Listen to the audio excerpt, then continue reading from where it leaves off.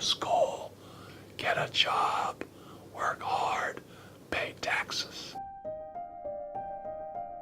Psychologists have told us that up to 70% or more of the beliefs that we acquired as children are negative, disempowering, limiting, and self-sabotaging. I say 70% of your program is from beliefs that undermine all your power. And then we walk around saying, I'm a victim, my genes are killing me, nature isn't supporting me. Well, it's time for that victim idea to end, because we now know that we are all very powerful people, that our beliefs and attitudes about life are shaping not just our internal biology, but are shaping the life that we experience in the world outside of us. My wake-up came when I realized that I was struggling, I was homeless, I was poverty because of a belief system I had that I didn't know I had. Okay, let's stop there. Everybody that's struggling is going through a belief system. They are manifesting that struggle unconsciously. They're not doing it with intent.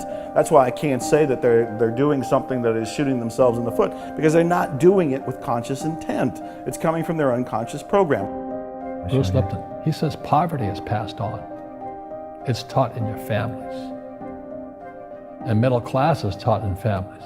And so the people right now who are sitting at home, who are struggling financially or worried about money or unhappy, they may be making a lot of money, but unhappy with what they're doing, it was probably taught to you. You know, your superego was taught, get a job, work hard, or you'll never be rich, or the rich are evil, or whatever. And until you change your mindset, Correct. Money won't help you, right? Correct. And we see that with people that win the lottery, people that make more money, they still have the same problems. Right. Because they have that poor man's soul. Correct. If you're poor, you'll always be poor. That's really hard for people to understand. Yeah, the money will disappear that fast. Just like most pro athletes, you know, they make millions of dollars, and what 65% are bankrupt 5 years later is because they come from poor families. What is the one psychological test that correlates with success in life? And I found out that it's the marshmallow test. It's the test that has survived every challenge. You track students for 30 years in different countries, and you find that they are more successful, they have a lower divorce rate, higher income, higher status in society. So what is this marshmallow test? You get kids and ask them, do you want a marshmallow now, or 2 marshmallows a few hours from now? And the kids that want the marshmallow now tend to be those that want shortcuts, those that don't want to do the hard work. They want the quick kill. They grab that marshmallow. But the other ones say, no, wait a minute. If I wait 2 hours, I can get 2 marshmallows. I can hold out. There's a pot of gold waiting for me. They're not going to take the shortcut. Well, it turns out that if you do the same thing with poor children, and the same thing with middle-class children, it turns out that poor children will, in general, go for the quick kill, because they know that things disappear real fast. If there's money in the house, it's gone in the future. So they learn something. And so one of the reasons why poor kids will opt for the marshmallow now is because things disappear. People steal it. People grab it and run away with it, and there you are with nothing. Take it now. That's their attitude. And they learn that. Just before birth and for the first 7 years, your brain is operating on record. It's recording behaviors. I go, recording whose behaviors? Your parents, your family, your community. And I said, why can't I make up my own behaviors? I go, because the conscious mind, the creative mind, doesn't kick in until about age 7. Before age 7, the mind is working at a different vibrational frequency called theta. Theta is imagination. So a child is in theta for the first 7 years, but theta is also hypnosis. And I said, why would nature do that? Why should it make my first 7 years programmable? And the answer is simple. How many rules do you have to learn to become a functional member of a family and a community? An infant needs to learn 100,000 facts. I go, how can you teach an infant 100,000 facts? How do you teach a 1-year-old a fact? If the brain is operating in theta, it just records like a video camera. The behaviors that are fundamentally in your subconscious mind, think about it. They're not your creation. The fundamental behaviors in your subconscious mind, how to respond to life and how to behave, came from observing other people.